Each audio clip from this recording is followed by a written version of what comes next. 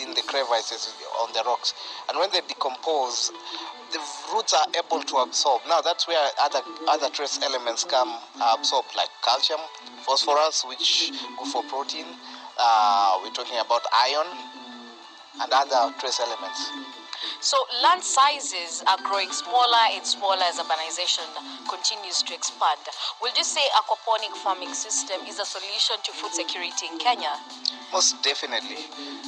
First of all, aquaponics does not take much space. This is an ideal urban farming system that utilizes the smallest of space. When we talk about urbanization, there are countries that have adopted aquaponic to its best. Places like Hong Kong. Hong Kong is purely urbanized. It's not very easy to get land for agriculture, but still they are sustainable when it comes to their own agricultural fish production and vegetable production, because they've embraced this kind of technology in agriculture.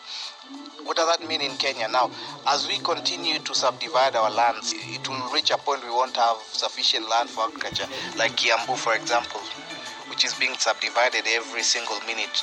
So what happens in such a situation? We look at how are we going to sustain ourselves. Now, aquaponic is an urban agricultural system. You can do this in your backyard. And in your backyard, you can even have as much as 500 fish. You can have your vegetables. And a typical size of a backyard is 50 feet by 20 feet. That's a typical aquaponic system. Earlier on, you mentioned about aquaponic poultry farming. Does this mean you have the fish pond at the bottom with a chicken house between and then the plants on top? Yes, the aquaponic poultry assimilates chicken farming into the aquaponic system. We actually construct a chicken structure, and when we construct it, we enable the chicken to release their waste into that fish pond. And when they release their waste, the fish are able to eat the chicken waste, yeah? And as more sediments of the fish accumulate, they're able to be pulled by the pump. And once the pump pulls it, it deposits the chicken waste into the vegetable garden, and that's another fertilizer for the vegetables. Good. Yeah. We will be taking a short. So 500 fish, yeah? And let's say you just sell half of it, 250, yeah? 250 fish, yeah? And then your first harvest. Remember, fish, let's say tilapia, take up to 6 months for maturity. You already have your market ready.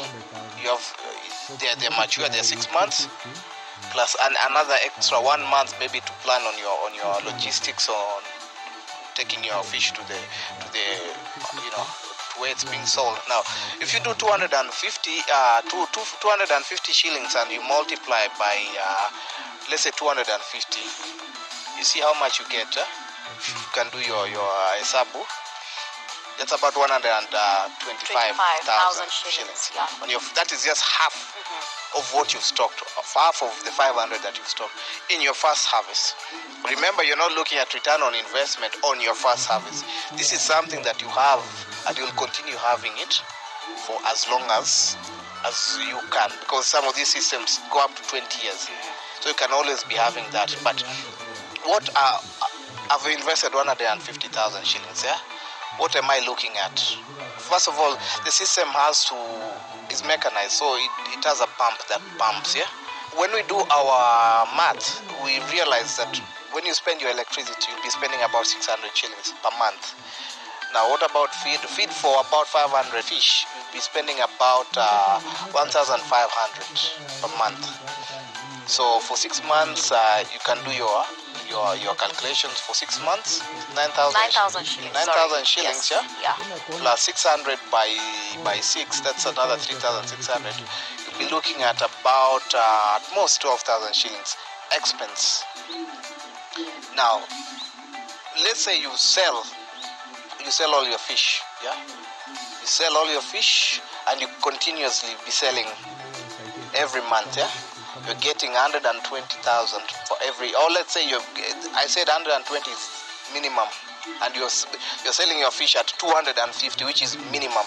Right now we're talking fish is about 350 shillings whatever I was doing my calculation is based on the minimum figures. Yeah, if you look at it even at 140,000 shillings every harvest period, that means in a year you'll have a return on your investment. On 2 harvests you'll be having return on investment, and you can be able to subsequently have cash flowing in, because if you're having 12,000 shillings, yeah, as your expense, and you're out of 12,000 you're able to get 140,000 shillings, you can see it's a viable venture. It's a viable venture. Yeah. Yes. Sure. So looking at maximization, because you said this aquaponic system involves a win-win situation. What makes more money, the fish or the vegetable? Thank you very much. Now that depends on your intended sale. Yeah. Because for a basic backyard aquaponic, I wouldn't recommend you to put much emphasis on the vegetable, because the size of what you'll get from your vegetable is quite minimal. Yeah, so that will be like for your own consumption. But we have people who've done big aquaponic systems, yeah, where they've had even 2 greenhouses. I know of one farmer, we've done an aquaponic in Embu, where in one greenhouse you can be able to get even up to 50 bags of 50 crates of nyanya. 50 crates of nyanya, that's quite a good amount, yeah? So it depends. If you know that you're planning to do an aquaponic system and you concentrate so much on the vegetables and minimize the cost in terms of fertilizer, minimize the cost in terms of removing weeds, and all that, you can gain a lot out of the aquaponic system. But remember, the fish is also there. You can also put your fish for your own consumption purposes. Yes. Food security is among the big 4 agenda in Kenya, and clearly aquaponic farming is a solution. So are there any government initiatives set in place to educate farmers about aquaponic farming? The issue is government devolved agricultural sector. So when we talk of aquaponic, we'll be looking at it at Ministry of Fisheries. But remember, we're also having Ministry of Agriculture that comes in, because this is an integrated system. Now, this all depends on specific county governments. Are they able to adopt this kind of system? Because this is an integrated agricultural system that can really assist farmers, because when we talk about food security in the county level. Now, I've seen a few county governments that are really specific in improving fish farming through extension services. And not only that, in the last budget speech, the CS of Finance said that there's money that has been put for extension, fisheries extension, to facilitate expansion of processing for fish farmers. So, that being said, the government also has to, narrow it down to what can be done to improve aquaculture.